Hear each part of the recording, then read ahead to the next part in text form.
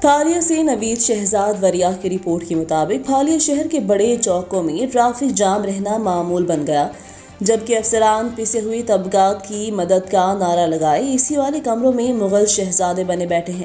تفصیلات کے مطابق پھالیہ شہر کے بڑے چوکوں میں ٹریفک جام رہنا معمول بن گیا، جبکہ افسران پسے ہوئی طبقات کی مدد کا نعرہ لگائے اے سی والے کمروں میں مغل شہزادے بنے بیٹھے ہیں۔ ٹریفک جام کی بڑی وجہ ناجائز تجاوزات اور افسران کی بے توجہی ہے۔